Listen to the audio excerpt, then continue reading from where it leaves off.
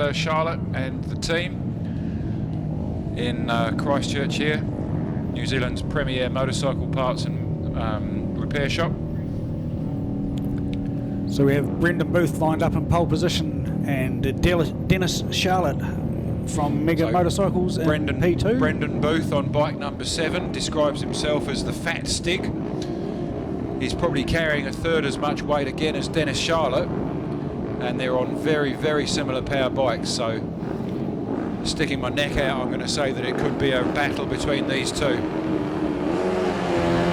Good start from Dennis. Great start from Dennis, and he got the jump.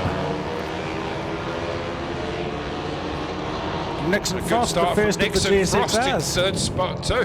That's outstanding for a 10-year-old. Absolutely brilliant. Just turned 11, Nixon, I believe. But yeah, fantastic start. I suppose he does have a slight advantage because he is a little bit smaller than most of the other riders on the GSXR 150. Well, he weighs as much as a bag of peanuts. And That's right. You look at Brendan Booth, who's heavier than me, and on a bike with 20 horsepower. But yeah, that's outstanding. Yeah, so as we come through pothole, we have Brendan Booth in front of Dennis Charlotte. But there's a move being made, and it looks like perhaps even Dennis to the front there. Yep, Dennis with the red helmet in the front. Yep. Brendan in second place. Nixon Frost just been swallowed up by the pack there a little bit under brakes, which isn't surprising given that he had quite an off this morning. So let's just see if he can settle into a rhythm and pick his pace back up through the infield. So good riding by Oliver Wright and Corey Beaumont to pass Nixon Frost through. So that's Brendan Booth in first place on bike number 7, Dennis Charlotte in second place on bike number 66. Bike number 27 is Oliver Wright, followed by Corey Beaumont, bike number 11, Nixon Frost, bike number 99, Dean Watson, bike number 34, and Lucas Guthrie also on bike number 34. Not very often we have a clash of numbers in the class, but there we go. There's nothing in it between Dennis and Brendan Booth, absolutely nothing at all. And as that young Nixon Frost just picked his way, running backwards in fact, Nixon, but still having a good ride. So first and second settled into a rhythm all on their own. Brendan Booth and Dennis Charlotte making their way down the straight. Last time with a gap of 0.038. Let's see what it's going to be this time. It's going to be Brendan Booth. Not by much. Dennis Charlotte by 0.004. That's 4 1,000ths of a second. So that's what you call close racing. That is as close as it gets. That's fantastic. And here we have the battle of the juniors. Nixon Frost coming through, followed by Lucas Guthrie and Dean Watson.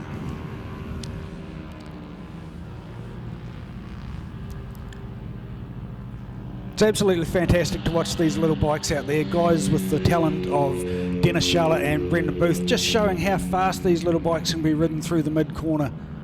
I've lost track of how many different sorts of bikes Dennis has ridden this weekend, but it's his normal trick. He'll ride just about anything. I mean, he's, for those of you that don't know Dennis Charlotte, he's actually on a mission, and it is a mission, to become national champion in every category of motorcycle racing in New Zealand.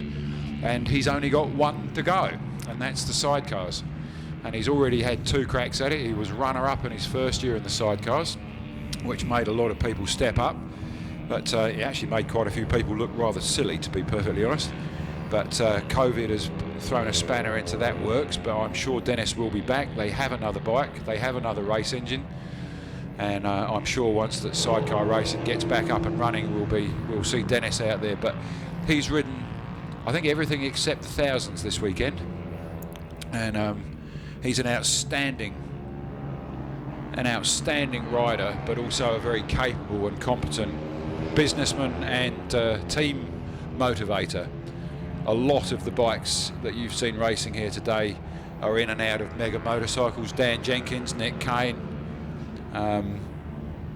Jake Lewis, Dennis Charlotte has had a hand in the development of many of the riders that we're seeing here today.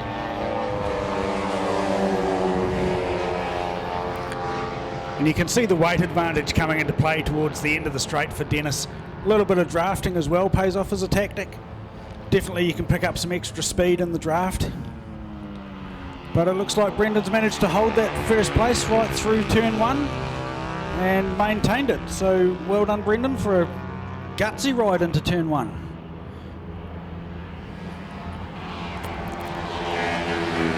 So 4 laps to go. Fastest lap of the race, 2:01 by Brendan Booth. Not surprisingly, but Dennis is not that far behind him. Dennis has got round in 2:01.7 and Brendan's doing 2:01.6. So a tenth of a second difference between the two of them. Very, very small margins for error on these little bikes. No room to roll off the throttle, no room to make a mistake. Everything's all about pinpoint accuracy when you're riding something with very little horsepower. Well, just don't stop. Don't back off the throttle. Well, there's the odd place you have to. You know, pinpoint accuracy, keeping your lines tight and smooth, not scrubbing off any excess speed where you don't need to.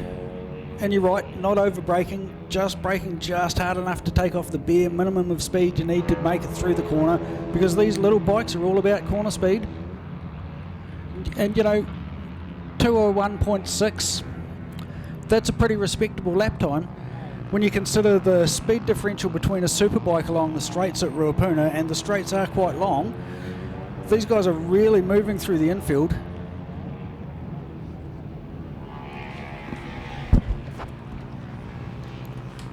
So here we come around the Avon City Ford sweeper, back onto the straight with Brendan Booth leading by about 2 bike lengths this time.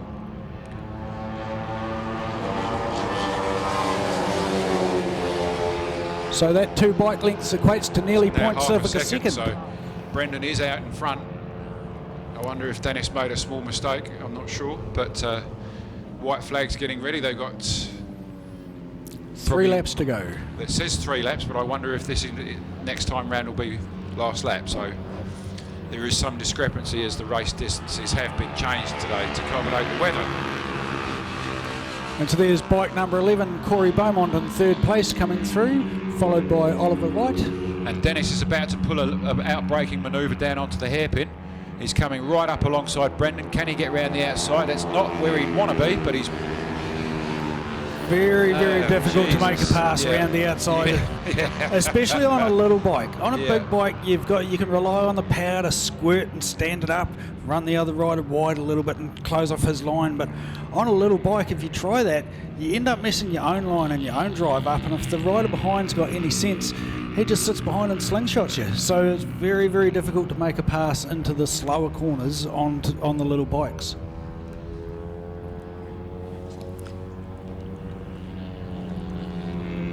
Good dice for 3rd and 4th place as well between Corey Beaumont and Oliver Wright. Those guys have been tussling away the whole race. A second between 3rd and 4th, Corey and Oliver.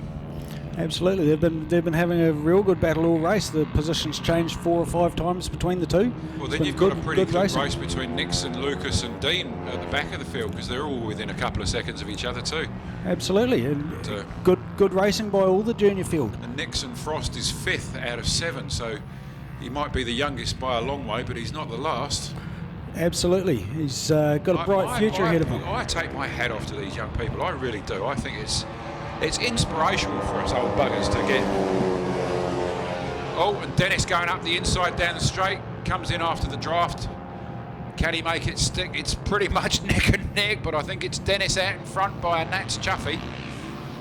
Yeah, Dennis made just about absolutely flat out on these little bikes. That was a nice move by Dennis. Traditionally, Dennis likes to run around the outside on turn 1, so a bit of a change of line. Felt that he could put the pass up the inside without sacrificing any speed coming out of the exit. Go on, Brendan. Brendan's having another go down the inside into the hairpin. Dennis is very good on the brakes, very, very late, holds the good line. Next passing opportunity is the little right-hander Fulton Hogan, where we've seen plenty of bikes go down this weekend, and it looks like he is having a look and he's got it Brendan's done. Got it, yep. Come on, Brendan, you've got to win it now. I've just texted your dad to tell him you're winning. Oh, Brendan's pulling out a little bit on the infield, but it's not a done deal yet, not with anyone like Dennis Charlotte hanging off your tail. Absolutely not. Never a done deal with Dennis around. And a good dice third and fourth coming into the hairpin as well, and a nice move under the brakes. Oliver Wright there. It was Oliver Wright making the move on Corey Beaumont. Can he hold it tight? He can, and he's managed to make that move. So two good little battles going on the track at the moment. Come on, Brendan.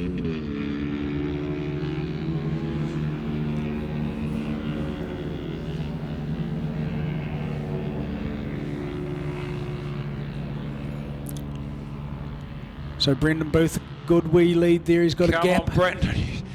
Come on, flat out, mate. Come on. Don't let him get you. There's nothing in it between these two, but I think Brendan is going to pull them. He's going to get the win. And it's Brendan Booth by 3 bike lengths over Dennis Charlotte with a very, very well fought for second position. And sets fastest lap of the race on the last lap and still only beats Dennis by 0.4 of a second. Absolutely brilliant Outstanding. riding. And still a good battle going on for third place as well between Corey Beaumont and Oliver Wright. A good wee tussle into the final corner. Perhaps there'll be some slipstreaming come into play. We'll have a look around the outside. A bit of foxing going on there. Both tucked in tight, seeing if they can get an advantage. As we run down the straight, we have Corey Beaumont ahead of Oliver Wright. So Corey Beaumont takes third place, Oliver Wright in fourth. And here comes Nixon Frost. Amazing ride from young Nixon Frost, 11 years old. Made the trip down for the weekend with his father from the North Island. Fantastic effort. So that's 5th place across the line for Nixon Frost, 11 years old. That's outstanding. Really is. And 6th place, Lucas Guthrie. Now, I believe Lucas Guthrie might be 10 or 11 as well. So there we go. And Dean Watson rounding out the field in 7th place. So great racing. I'm just really glad that none of these young fellas are taking up sidecar racing, because I think they might make a few people look a bit stupid. Great to see the young fellas and young ladies out on the track, Phil. It's awesome to see, and they're the future of this sport. Well, you just said it there. What you've got is young people of both sexes equal. I mean, this is a great equaliser. The racetrack, it doesn't matter if you're male or female, left-handed, right-handed. Absolutely. Look at Avalon what colour Biddle. Skin you've got. It's down to what you do on the track, and to give in a sport, to have a sport where girls and boys, men and women have exactly the same opportunity. There is no distinction. There is no separation between them. They are both given the same machines and given the same track and the same conditions. And I just think it's just a brilliant thing. But more so for the actual kids themselves. Yeah. You know, to set them up for the rest of their life with the confidence, the attitude, the support, I could have been a MotoGP rider if my dad had let me ride bikes at 8 years old. I had to wait until I was 16 before I was even allowed to ride one. I think that was a generational thing for us, Phil. To be fair, I was in about the same boat as you. Yeah. But look, I think it's fantastic to see that not only is it the parents putting in the effort behind these young kids, but it's also the club, but there's plenty of other supporters, friends, helpers. There's willing people to bring these young kids on, and it's great to see, you know. No question. And having the right machines. I mean, back in the day with Peter Jones and his junior road race program, which has produced some of the champions we're watching today. Absolutely. Peter, based down in Invercargill, he actually basically built about 15 Honda 50s and Honda 70s and stripped everything off, and he would cart 10 or 15 bikes around the country, followed by a whole bunch of young guys. Yep. And he single-handedly started the junior road race program, which has now gone to the next gear with the arrival of these little KO bikes. So, you know, it's a accumulation of many years of hard work by an awful lot of people, and as you say, a big team around each of these youngsters. But brilliant to see. Right, ladies and gentlemen, that brings us to the end of the GP classes for the day. Thank you very much for your attention, and we hope you've enjoyed yourself. That's me signing off for the afternoon.